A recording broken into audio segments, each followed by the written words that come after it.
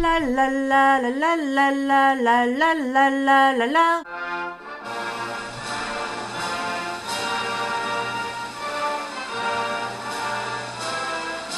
Pendant qu'aux États-Unis, à quelques heures des élections, les coups bas du combat entre républicains et démocrates pleuvent telles les taxes sur la Belgique ou la France, réduisant les choses à une affaire d'ego surdimensionnée des deux côtés, plus qu'à soutenir un peuple et un pays, en Corée du Sud, on manifeste pour le départ de la présidente, mouillant dans un scandale économico-politique sans précédent.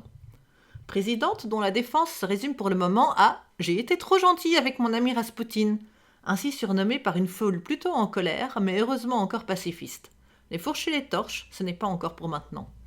Plus proche, la Turquie, toujours candidate à l'adhésion européenne, continue tranquillous de bafouer ce qu'il pourrait y rester de démocratie, en emprisonnant tout ce qui pourra y faire de l'opposition et en parsemant le tout de difficultés de connexion à Internet et aux réseaux sociaux. Toujours coréenne, la marque d'électro la plus vendue a du souci à se faire.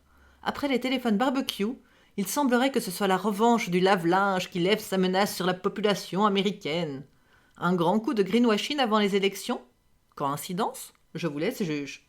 Niveau multimédia, les grandes messes se suivent et se ressemblent. Nouveautés nouvelles et extraordinaires devant changer le monde. La firme à la pomme, tout comme sa rivale à la fenêtre quadrichrome, mettent les petits plats dans les grands, se surpassant dans les superlatifs et ayant toutes deux le courage de sortir des sentiers battus. La disparition des connecteurs autres que USB-C pour l'une, l'écran d'ordinateur tactile pour l'autre, étant leur fameuse révolution. Plus important encore, la marque à la pomme en a marre qu'on se foute de sa poire et met son émoticône pêche au banc des accusés. En cause, son utilisation pour styliser une paire de fesses. Pourtant, un tartare aubergine pêche, moi, je trouve que ça doit pas être mauvais. Tandis que chez nous, la ministre de la Santé tape sur les handicapés, disant depuis plus d'un an qu'être en chaise roulante ou en maladie longue durée, ce n'est pas suffisant pour être dispensé de travail. Pourtant, ma mamie m'a toujours dit qu'on pouvait pas taper sur ceux qui ont des lunettes ou ceux qui sont handicapés. Par contre, ne pas vouloir empêcher la vente d'alcool à toute heure du jour ou de la nuit via les paquis ou les pompes à essence, ça lui pose un problème. On risquerait de mettre des gens au chômage, ce serait dommage.